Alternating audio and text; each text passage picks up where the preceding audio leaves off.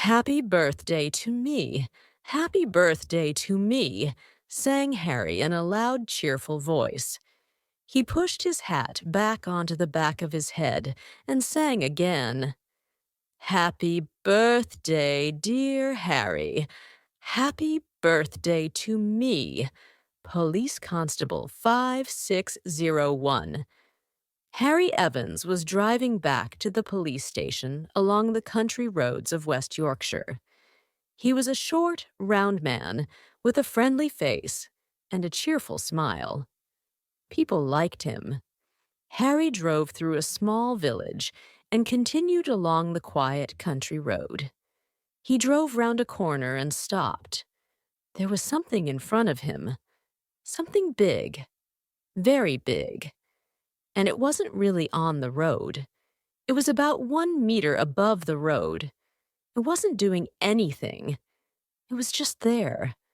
A huge, round thing, a thing bigger than a bus, about 1 meter above the road. Harry stared. "What's this? What's happening here?" he thought. "What is it? It looks—" He closed his eyes for a moment. "Am I dreaming?" he thought. Things like this don't happen. He opened his eyes again. The thing was still there. It was round and silver, wide at the bottom and narrow at the top. The bottom half was moving round very slowly, and now Harry could see lights in it. Yellow, green, blue, now yellow again. They shone like stars. He watched them. He felt very excited. Harry turned his engine off and opened the window. It was raining, but there was no sound. No sound at all. No people, no birds, no cars. He turned on his radio. "PQ to DC, he said. "PQ to DC. Come in, please." But the radio did not answer. It did not make a sound. Harry watched the thing carefully. That, he thought, is something very, very strange.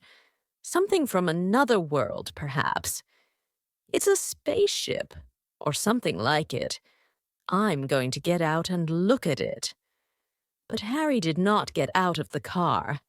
He couldn't move. Suddenly, he felt very afraid. He put his hand over his eyes. "What's the matter with me?" he thought. "What's happening to me?" He stared at the spaceship again. It didn't look dangerous. But perhaps it was. Harry stayed in the car. After a few minutes, Harry found his notebook and wrote down the time and place. 5:15 p.m., 1 kilometer outside Little Ashwell on the Castleford Road. Then he drew a careful picture of the spaceship. "But how can I draw the lights?" he thought. He watched them again. They are changing quickly now. Blue, yellow, green, blue, yellow. They're beautiful, he thought, like stars. He wasn't afraid now. He was excited. "Here I am," he thought. "Constable Harry Evans. I'm not important. Why me? I've seen a spaceship. On my birthday, too. I don't understand it. And who's going to believe me?" The lights changed faster and faster, and then Harry heard something. Somebody singing, he thought. No, it wasn't singing or music. It was just a soft, quiet sound, and it was very beautiful. Harry smiled. He sat quietly and watched and listened. He felt very happy. He sat there for about 10 minutes. No cars passed and no people. That's strange, he thought. Usually it's a busy road. Where is everybody? Suddenly a bright red light shone under the spaceship. Harry put his arm in front of his eyes. The light was too strong. When he looked again, the spaceship was not there. He looked up into the sky and saw a red light. It was moving very fast, much faster than any plane. In 2 seconds, it disappeared. Harry suddenly felt very tired and very sad. He got out of the car. It wasn't raining now. The road was wet from the rain, but in the middle of the road there was a big dry ring. He walked slowly across it. It was 10 meters wide. In the middle there was a small white ring. It was made of white powder. He put some of the powder in a paper bag. Harry stood up. There's a lot of noise now, he thought. He heard a car and birds and the sounds of children. A woman with a baby passed him and smiled. "Hello," she said. "Are you still here?" Yes," he said. He did not understand her. He was very tired and sad. "I'm sure it was a spaceship," he thought. "It wasn't a dream. It was a wonderful moment in my life. But why me? And why am I so sad now? I don't understand anything." He got into his car and drove away. Harry's in trouble. 5 minutes later, Harry arrived at the police station and walked into the building. He passed his friend, Constable Jim Deacon. "You're in trouble, Harry," said Jim. "Where have you been?" "The inspector wants you. Now." Harry hurried to the inspector's office. "I mustn't say anything about the spaceship," he thought. "Nobody's going to believe me." Inspector Barker stood up when Harry came in. He was a big man, with a hard, clever face. He did not smile very often, and he was not smiling now. "Where have you been, Evans?" he said. "I wanted you here at 5:30, and it's now 6:30. Why?" 6:30. Harry looked at his watch. He was horrified. What happened? He thought. It was 5:15 when I saw the spaceship. I've lost an hour. He looked at the inspector. "I'm, sorry, sir," he said. "Sorry," shouted the inspector. He was angry now. "That's not good enough, Evans. Why are you late? You went to Castleford about that stolen bicycle, and you left there at 5 o'clock. It's half an hour's drive from here. Where have you been?" "I, saw something. On the road." The inspector sat down and stared at Harry. "Evans," he said, "I'm a busy man. I can't wait all night. What did you see on the road? A cat?" Harry felt unhappy. He never told lies. All his friends knew that. "What can I say?" he thought. "It was a spaceship, and I saw it. I'm going to tell him." "Well, sir," he began. He told the inspector everything about the spaceship and showed him his picture, but he forgot about the powder. Inspector Barker put his feet on the table in front of him and looked at Harry. "You saw a spaceship," he said slowly. "On the road to Castleford? And did the little men have green faces?"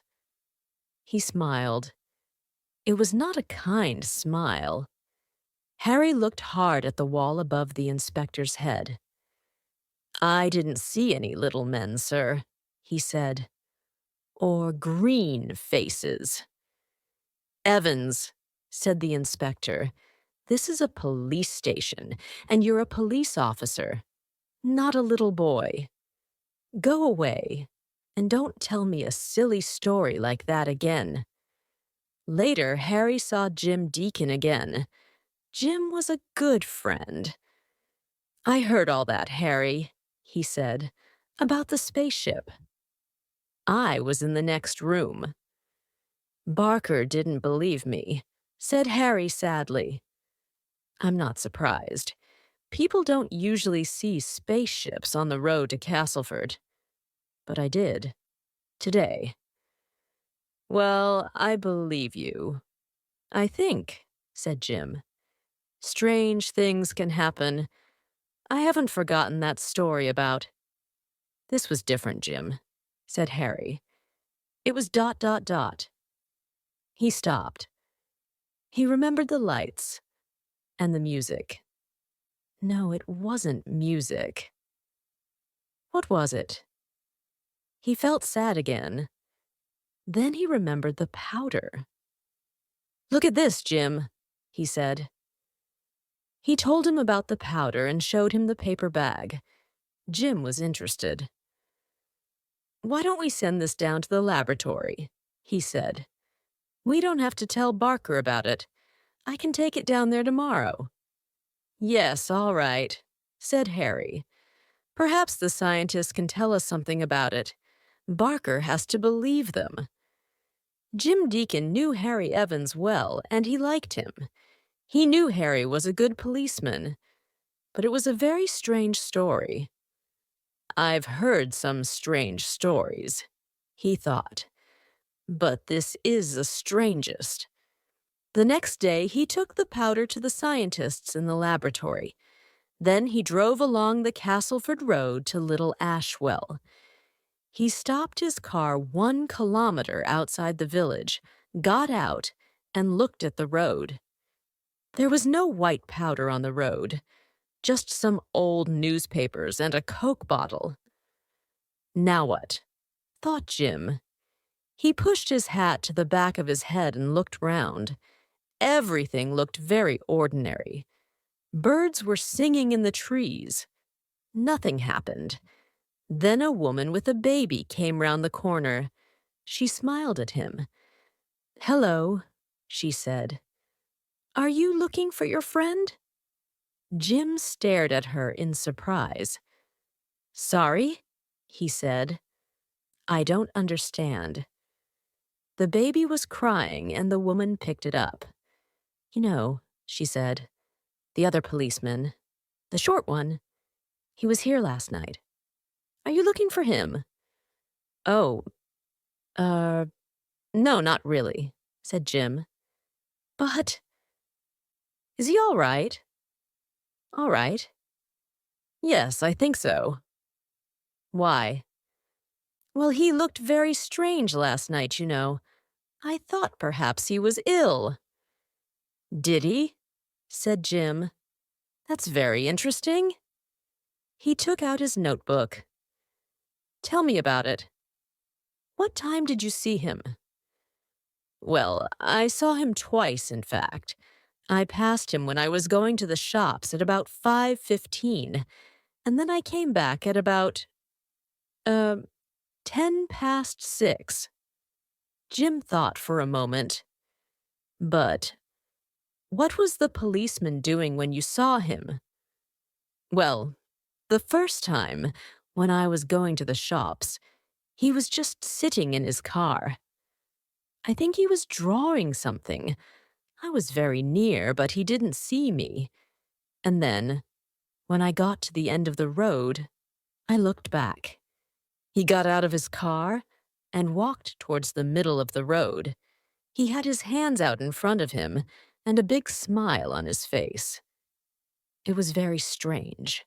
"Yes," Jim thought. "That is strange."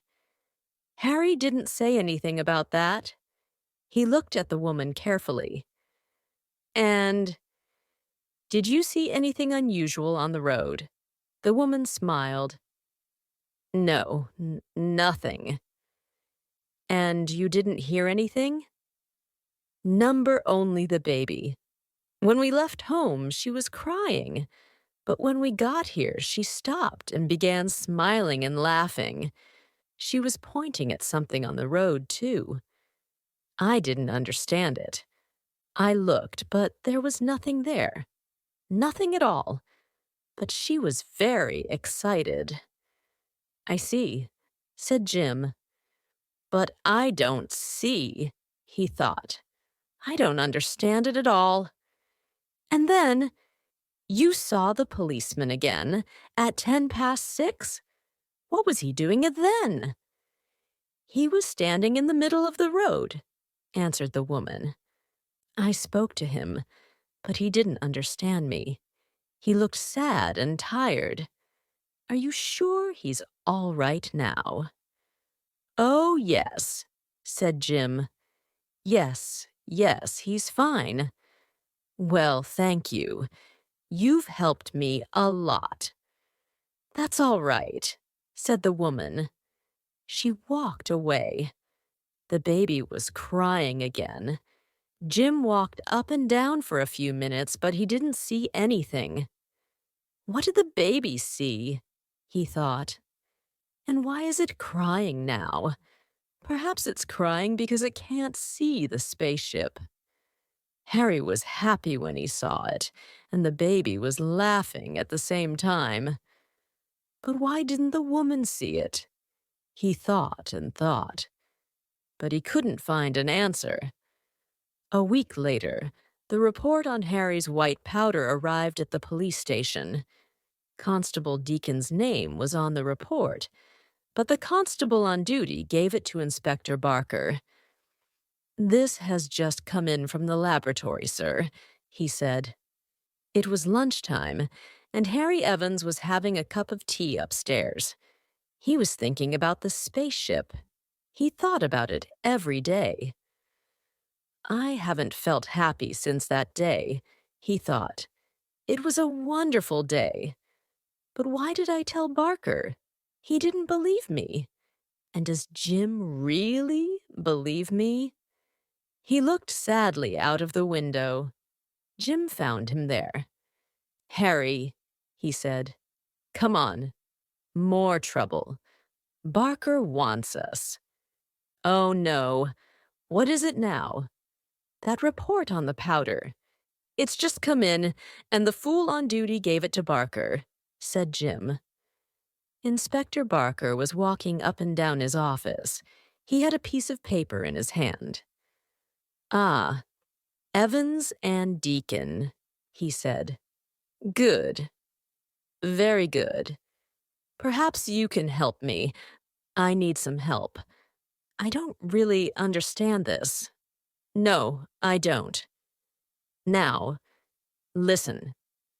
Harry closed his eyes for a moment. I'm not going to like this, he thought. The inspector read from the piece of paper. Report number 345, 14th July. A paper bag with white powder from the Castleford Road. When we opened the bag, a lot of strange yellow smoke came out. It smelt very bad. The smoke disappeared very quickly, and there was no powder left in the bag. Perhaps it was interesting, but we cannot make a report. Please send some more of this powder in a glass bottle. The inspector put the report on the table and looked at Harry. Is this your spaceship again, Evans? He asked. Yes, sir. I found the powder on the road. He stopped. Why, he thought. He saw the lights again in his mind and heard the soft sound of something. What was it? And why? Jim looked quickly at his friend and then away again. Inspector Barker, he said. I was talking to a woman with a baby near the place. She saw Constable Evans there and she said... But Barker was not listening to Jim. He was looking at Harry. I'm not interested in spaceships, Evans, he said, or white powders. We're police officers here. We're not playing children's games. I'm not playing games, sir, said Harry slowly and carefully. It was there, and I saw it. I don't understand it, but I saw it. You've been a police officer for how long? 30 years? That's a long time, Evans, said the inspector loudly. A long time. Perhaps it's too long. Think about it, Evans. Think about it. Soon everybody knew about Harry Evans and his spaceship, and most people laughed at him. Have you seen any good spaceships today, Harry? They asked him. Sometimes Harry laughed with them, but he really felt unhappy and angry about it. And then one day, a policeman wrote Harry's spaceship on a piece of paper and put it on Harry's car window. Harry shouted at him, and there was nearly a fight. Jim met him later in the police restaurant. Harry was sitting alone with a cold cup of tea. He was staring at the wall. "Why not forget it, Harry, old friend?" Jim said. "It was just a joke. The man thought it was funny, that's all." "I don't think it's funny," said Harry. "I really saw the spaceship, and it was beautiful and important, and I can't forget it. I think about it all the time." "Yes, I know," said Jim. Harry's face worried him. It wasn't round and cheerful now. It was thin and sad and tired. "But your job's important too, you know." "Maybe," said Harry. "I don't know." "Listen, Harry," said Jim. "I've got an idea. You remember the woman with the baby?" "Yes," said Harry. "But that's no good. Perhaps the baby saw it, but babies can't talk, Jim." "I know, but the woman can help us with the time problem. She saw you twice, once at 5:15 and once at 6:10. And she saw you when you got out of the car at 5:15. You were walking with your hands in front of you. Perhaps you were walking in your sleep." "Well, I wasn't," Harry shouted. "I wasn't asleep, and it wasn't a dream. The spaceship was there, and I didn't get out of the car." "Yes, all right, Harry, all right," said Jim quietly. He was very worried now. "But there's this problem of time, you see. I think you've forgotten something. Something very important. Listen, why don't you see a doctor? Perhaps ... Harry pushed back his chair and stood up. "No! Jim, I don't need a doctor. I'm not ill and I haven't forgotten anything. Perhaps you don't believe me, but that's your problem. All right?" "Yes, Harry." "All right," said Jim softly. But Harry was walking out of the restaurant.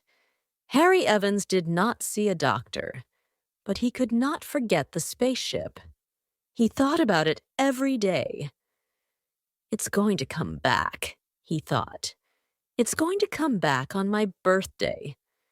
But it didn't come back on his birthday. Harry was very unhappy then.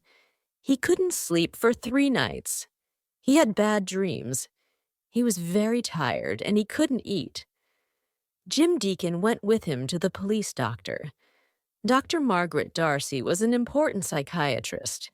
She knew a lot about people's thoughts and dreams. She listened to Harry's story and talked to him quietly and kindly. "Now, Mr. Evans," she said, "would you like to sit in this chair, please? Watch the computer and listen to me."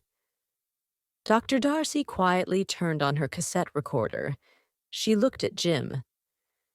"I always record everything," she said. Harry watched the computer. Soft lights shone on and off. Blue, green, orange, pink, blue again. I like them, he thought. They are nearly as soft as the spaceship lights. He watched them carefully and lay back in the chair. He was not asleep, but he was not really awake either. "Now then, Harry," said Dr. Darcy, "I'm going to take you back in time. I'm going to take you back to July 8th last year, your birthday. It's 5:10. Where are you?" "In my car," answered Harry slowly. "I'm driving back from Castleford." The room was very quiet. Harry's eyes were closed. "I can see the spaceship," he said. "I'm looking at it. I'm... I... They want me." Harry stopped. "Who want you?" asked the doctor quietly. "They do," said Harry. "I'm getting out of the car. I'm out. It's very quiet. I can see the lights. Blue, yellow, green. They want me. I'm coming." Harry put his arms out in front of him while he sat in the chair. "Tom going towards the spaceship," he continued. "There's a door. It's opening. There's a light inside. A beautiful light. All blue and green, like water. I'm going in." "Ah!" He smiled. His voice was very happy. "I'm inside. I'm in a round room with no doors. I can hear the sound now. It's not really music, but it's very beautiful." Suddenly, Jim could hear it too. A very quiet, beautiful sound. But it was here, in the doctor's room. He stared at Dr. Darcy in surprise, but she didn't look at him. "Are you alone?" she asked Harry. "Number?" "There are 3 of them. They're holding my hands." "What are they like?" "Thin. Shorter than me. They're like thin children with big, round heads. They don't have any mouths or noses. Just one big eye. They say, 'They're my friends. They're talking to me. They don't have mouths, but I can hear the words in my head.' What are they saying?" "Lie down." Jim jumped in surprise. Harry's voice was suddenly high and thin like a child's, not a man's voice at all. "Lie down. We are your friends. We must understand people. We must find someone." "Hey, I don't like that." Harry's voice changed again.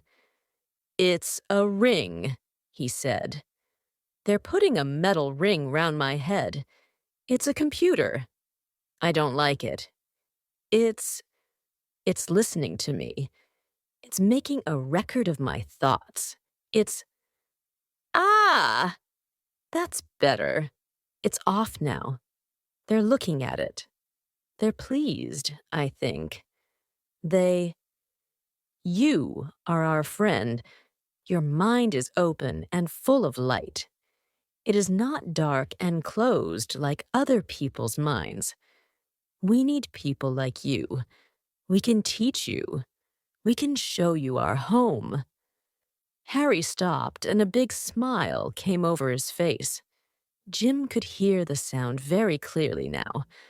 A strong, beautiful sound. "Can you hear that sound, Doctor?" he whispered.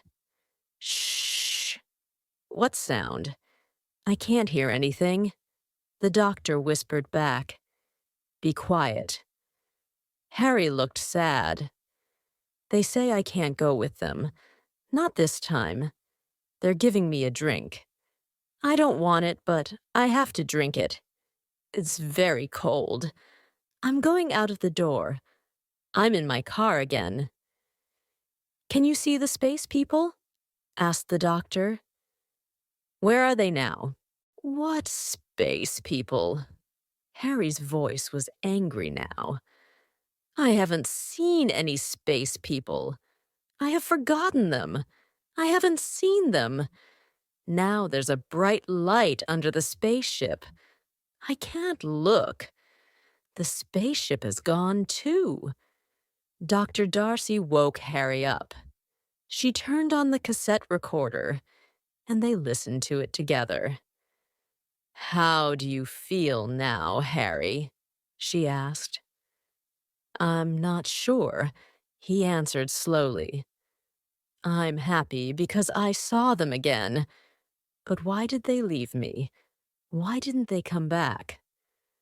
"Perhaps they're not real, Harry," she said quietly. "Perhaps they're only dreams. Sometimes, when people are very tired." Harry stared at her in surprise. Then he laughed. A hard, angry laugh. "Oh, I see," he said. "You don't believe me either. The space people are right, then. Most people have got closed minds. Come on, Jim. I'm going home. I know I'm not ill." A week later, Inspector Barker saw Harry in his office. Barker had Dr. Darcy's report in his hand. "It's no good, Evans," he said. "You can't work here now. Police officers don't see spaceships or little green men with no mouths. I'm sorry for you, but you've lost your job." Harry didn't say anything. He just turned round and walked out of the office. Then he got into his car and drove away. Very early the next morning, Jim Deacon got a call on his car radio. "DC to RM. Please go to Allerton Lake, north of Little Ashwell. There's an empty car there." When he arrived at the lake, Inspector Barker was already there. The empty car was Harry's. Jim stared angrily at Barker. "What's happened? Where's Harry? Is he dead now because of you? Because you didn't believe him? Is that it?" Barker looked unhappy. "I don't know, Jim," he said. "We're looking in the lake. Perhaps his body's in there." Jim was very angry. He wanted to hit Barker. He turned and walked quickly away. Poor old Harry, dead because nobody believed him, he thought. Then he saw something on the road, a strange ring of white powder. He picked some up in his fingers, but when he touched it, it disappeared in his hand. In a moment, there was nothing left. Jim looked up at the sky and remembered the strange sound in Dr. Darcy's room. Is Harry dead? He thought.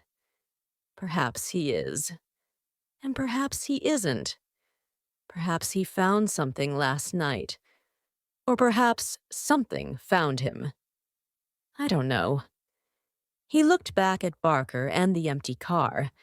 The inspector was standing by the lake. "Goodbye, Harry," said Jim quietly. "I think you're all right now.